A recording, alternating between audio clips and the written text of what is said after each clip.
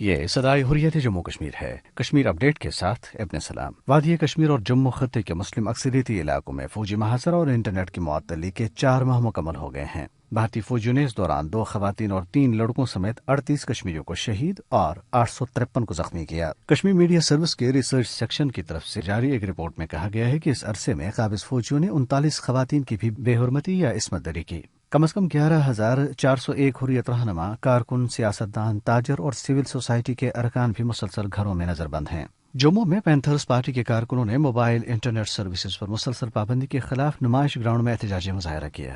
Party chairman Harsh دیو سنگھ نے اس موقع پر ان پابندیوں کو ظالمانہ اور آمرانہ قرار دیتے ہوئے سوال کیا ہے کہ جب بھارتی حکومت دعویٰ کرتی ہے کہ علاقے میں صورتحال معمول کے مطابق ہے تو انٹرنیٹ پر پابندی کا کیا جواز ہے۔ جموں خطے سے تعلق رکھنے والی حریت پسند تنظیموں کا ایک اہم اجلاس اسلام آباد پاکستان میں منعقد ہوا، جس میں مقبوضہ جموں کشمیر کو 2 یونین ٹیریٹریز میں تقسیم کرنے کے بعد پیدا ہونے والے حالات، بالخصوص جموں خطے کی تازہ ترین صورتحال کا جائزہ لیا گیا۔ اجلاس میں جموں خطے میں شیو سینا اور دیگر فرقہ پرست ہندو تنظیموں کے خطرناک منصوبوں کو اقوام عالم کے سامنے بے نقاب کرنے کے طریقہ کار پر غور کیا گیا۔ رپورٹ میں انکشاف کیا گیا ہے کہ مقبوضہ کشمیر کی قابض انتظامیہ مزید بھارت نواز سیاستدانوں کو ایم ایل اے ہاسٹل سری نگر سے ان کے گھروں میں منتقل کر رہی ہے۔ گزشتہ ہفتے ایسے 2 سیاستکاروں حکیم محمد یاسین اور محمد اشرف میر کو ہاسٹل سے رہا کیا گیا تھا، تاہم انہیں گھروں سے باہر نہ نکلنے کی ہدایت کی گئی۔ اپڈیٹ ختم ہوا۔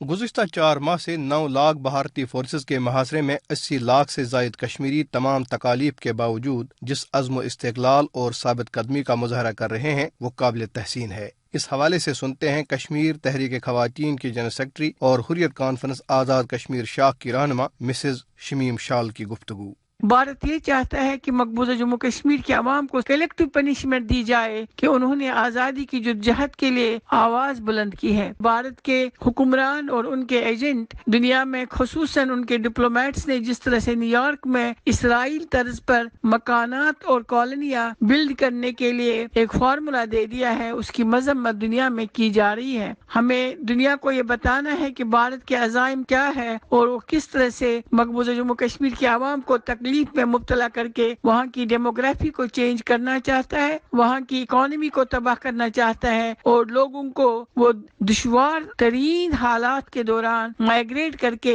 وہاں سے نکالنا چاہتا ہے۔ ہم ایک بار پھر اپنے عوام کا، جنہوں نے نامساعد حالات میں مقبوضہ جموں کشمیر میں اس دلیری کے ساتھ بھارت کا مقابلہ کیا ہے اور 30 سال سے کر رہے ہیں اور 120 دن سے مسلسل گھروں کے اندر نظر بند ہے، ان کی حوصلے کی داد دیتے ہیں۔ یہ تمام حالات بے شرم بھارتی حکمرانوں کے منہ پر تماچا ہے جو کمال ڈٹائی کے ساتھ حالات معمول پر آنے کا دعویٰ کر رہے ہیں۔